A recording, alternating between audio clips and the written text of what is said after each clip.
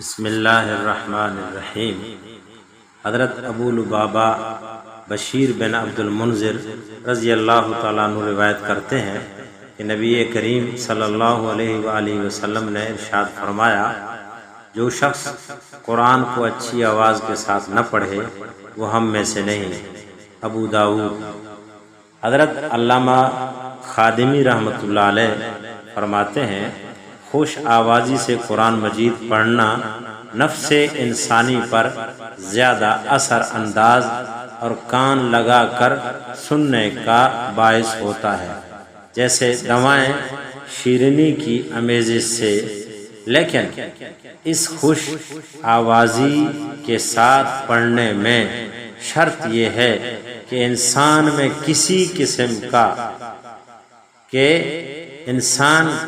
قسم کا الفاظ میں تغیر نہ کرے اور نہ ہی کوئی حرف پوشیدہ رکھا جائے، ورنہ پھر یہ خوش آوازی بالاتفاق حرام ہو جائے گی۔